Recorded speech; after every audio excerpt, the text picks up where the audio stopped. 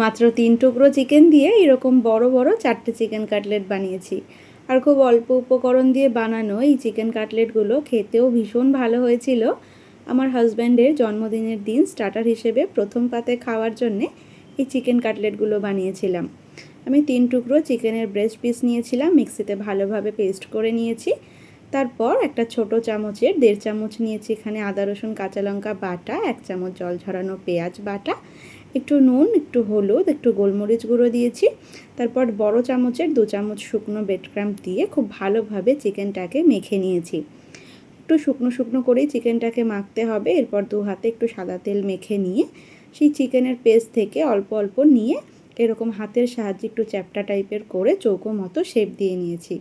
তোমরা তোমাদের ইচ্ছে মতো কাটলেটের শেপগুলো দিতে পারো। আমি চৌকো মতো শেপ দিয়েছি। এরপর প্রথমে এইভাবে শেপ দিয়ে তারপর এগুলোকে শুকনো ব্রেড ক্রাম্পের মধ্যে একটু কোট করে ফ্রিজে রেস্টে রাখবো 30 মিনিটের জন্যে। এইভাবে রেস্টে রাখলে কি হবে, এক্সট্রা ব্রেড ক্রাম্পের গুঁড়োগুলো না তেলে পড়বে না। প্রথমে এইভাবে ব্রেড ক্রাম্পে কোট করে নিয়ে চাকুর সাহায্যে এইভাবে চারিধারটা একটু সমান করে দিয়েছি যাতে দেখতে আরও একটু বেশি ভালো লাগে। এইভাবে প্রত্যেকটা কাটলেট গড়ে নিয়ে 30 মিনিটের জন্য রেস্টে রেখেছিলাম। তারপর ভাজার 10 মিনিট আগে ফ্রিজ থেকে বার করে নিয়েছি। একটা ডিমকে একটু নুন দিয়ে ফেটিয়ে রাখলাম আর একটা প্লেটে নিয়েছি আরও একটু শুকনো ব্রেড ক্রাম্প। এরপর কাটলেটগুলোকে প্রথমে ডিমের গোলায় ডিপ করেছি, তারপর শুকনো ব্রেড ক্রাম্পের মধ্যে দিয়ে এইভাবে আমি যেভাবে ভিডিওতে দেখাচ্ছি এইভাবে খুব ভালোভাবে চেপে চেপে ব্রেড ক্রাম্পে কোট করে নিয়েছি।